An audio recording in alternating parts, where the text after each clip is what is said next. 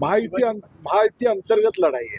आम्ही बघतोय फक्त कायदा महाराष्ट्र शासनानं विधिमंडळात 1,00,000 सोसायटींसाठी एक कायदा केला आणि त्यामध्ये ज्यावेळी संचालक मंडळाची मुदत संपेल त्यावेळी ते कंटिन्यू राहायचं, परंतु आता त्याच्यावर प्रशासक अशा पद्धतीची तरतूद केलेली आहे. त्यामुळे आता कालच्या हायकोर्टच्या निर्णयामुळं ह्या 1200 संस्थांचा निर्णय लागणं अत्यंत महत्त्वाचं आहे, कारण की या 1200 संस्थांवर अन्याय होऊ नये अशी आमची सुद्धा अपेक्षा त्या ठिकाणी आहे. तक्रार कुणी केली 1200 बद्दल, परत 1200च्या बद्दल कळवळा कुणाला आला, हे सगळ्या कोल्हापूर जिल्ह्यातल्या संस्थांनी बघितलेलं आहे. आणि त्यामुळं उद्या 5 मे नंतर आता शेवटी शासनाच्या हातात आहे, शासन काय निर्णय घेते बघू.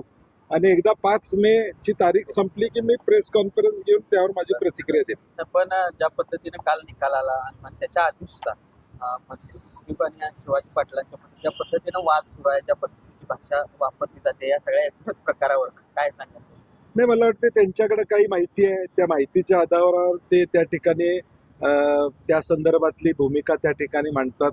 कोणीतरी त्यांच्यावर बसून नेमकं त्यांच्याकडे काय माहिती आहे, काय अडचणी आहेत, त्या त्यांच्याशी बोललं पाहिजे. कोणीच बोललं नाही तर ते शेवटी त्यांच्याकडे ज्या आलेल्या माहितीच्या आधारावर ते वक्तव्य करत जाणार.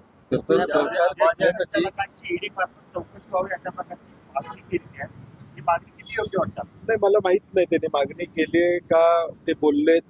कधी भेटले तर मी त्यांना विचारेन की नेमकं काय आहे तुमच्याकडे ज्याच्याकडून ईडीची मागणी करणे एवढं म्हणजे विश्वास आबाजींच्या आणि अरुण डोंगळेंच्या उलट काय आहे की ज्याच्या तुम्ही ईडीची मागणी करताय. भेटले तर एकदा विचार.